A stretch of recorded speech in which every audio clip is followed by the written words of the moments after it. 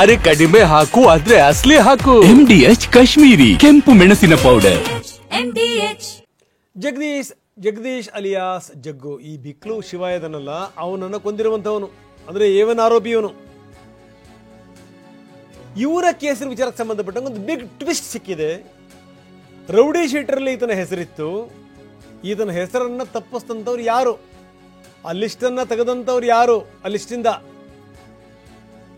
BJP ಸರ್ಕಾರ ಅಧಿಕಾರದಲ್ಲಿದ್ದಂಥ ಸಂದರ್ಭದಲ್ಲಿ, ಇದೇ ಭೈರತಿ ಬಸವರಾಜ್ ಮಿನಿಸ್ಟರ್ ಆಗಿದ್ದಂಥ ಸಂದರ್ಭದಲ್ಲಿ ಒತ್ತಡ ಹಾಕಿ ಈತನ ಹೆಸರನ್ನ ತೆಗೆಸಿದ್ರು. ಹೆಣ್ಣೂರು ಪೊಲೀಸ್ ಠಾಣೆ ಇದೆಯಲ್ಲ, ಅಲ್ಲಿ ಈತನದ್ದು ಹೆಸರಿತ್ತು ರೌಡಿ ಶೀಟರಲ್ಲಿ. ಆ ಲಿಸ್ಟಿಂದ ಜಗದೀಶ್ ಅಲಿಯಾಸ್ ಜಗ್ಗ ಇವನ ಹೆಸರನ್ನ ಕೈ ಬಿಡಲಾಗಿತ್ತು. ಆ ರೌಡಿ ಶೀಟರ್ನ ಹೆಸರು ತೆಗೆಸಿದ್ದೇನೆ ಆಗ ಮಂತ್ರಿ ಆಗಿದ್ದಂಥ ಭೈರತಿ ಬಸವರಾಜ್. ಇದೀಗ ಗೊತ್ತಾಗಿದೆ. ಯಾಕಂದ್ರೆ ಅಪರಾಧ ಜಗತ್ತಿನಲ್ಲಿ ಈತ ಸಕ್ರಿಯವಾಗಿದ್ದ ಜಗದೀಶ್. ರಿಯಲ್ ಎಸ್ಟೇಟ್ ದಂಧೆಯಲ್ಲೂ ಇದ್ದ. ಭೂ ಕಬಳಿಕೆ ಆರೋಪ ಇತ್ತು. ಹೆದರಿಸಿದ್ದು ಬೆದರಿಸಿದ್ದು ಕೇಸ್ಗಳಿದ್ವು. ಹಿಂಗಾಗಿನೇ ರೌಡಿ ಪಟ್ಟಿಯಲ್ಲಿದ್ದ. ಯಾವಾಗ ರೌಡಿ ಪಟ್ಟಿಯಿಂದ ಹೊರಗಡೆ ಬಂದಲ್ಲ ಮತ್ತೆ ಬಾಲ ಬಿಚ್ಚಿದ. ರಾಮಮೂರ್ತಿ ನಗರದ ಮತ್ತೊಬ್ಬ ರೌಡಿ ಶೀಟರ್, ಆತನ ಜೊತೆಗೆ ಈತನ ಸಖ್ಯ ಇತ್ತು.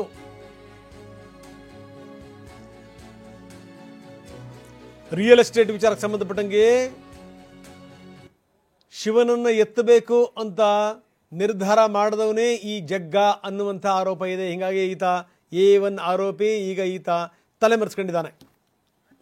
ಬನ್ನಿ, ನಮ್ಮ ಪ್ರತಿನಿಧಿ ರಾಜಪ್ಪ ಈಗ ನಮ್ಮೊಂದಿಗೆ ನೇರ ಸಂಪರ್ಕದಲ್ಲಿದ್ದಾರೆ. ರಾಜಪ್ಪ, ನೋಡಿ, ರಾಜಕಾರಣಿಗಳ ಕೃಪಾ ಕಟಾಕ್ಷ ಇಲ್ದನೇ ಈ ರೌಡಿಗಳು ಬಾಲ ಬಿಚ್ಚಲಿಕ್ಕೆ ಸಾಧ್ಯವೇ ಇಲ್ಲ.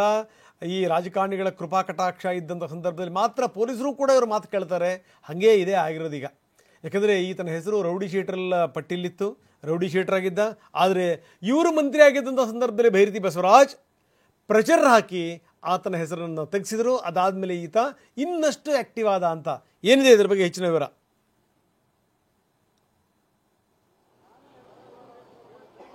ರಂಗನಾಥ್, ಬೆಂಗಳೂರಲ್ಲಿ ರೌಡಿ ಶೀಟರ್ ಆಗಿರುವಂತಹ ವ್ಯಕ್ತಿ ಯಾರೇ ಇದ್ರೂ ಕೂಡ ಪೊಲೀಸರು ಅವರ ಒಂದು ಚಲನವಲನಗಳ ಮೇಲೆ ನಿಗಾ ಇಡುವಂತ ಕೆಲಸವನ್ನ ನಿರಂತರವಾಗಿ ಮಾಡ್ತಾರೆ.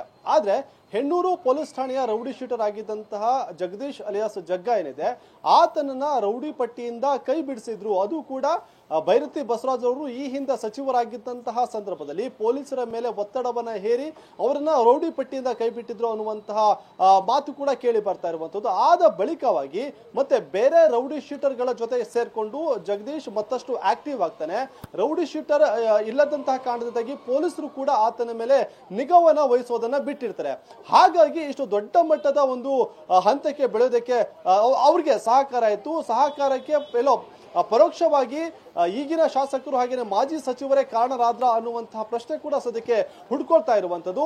ಸದ್ಯಕ್ಕೆ ಬಿಕ್ಲು ಶಿವ ಮರ್ಡರ್ ಕೇಸ್ಗೆ ಸಂಬಂಧಪಟ್ಟಂತೆ ಜಗದೀಶ್ A1 ಆರೋಪಿ ಆಗಿದ್ದಾನೆ. ಆತ ತಲೆಮರೆಸಿಕೊಂಡಿರುವಂತದ್ದು.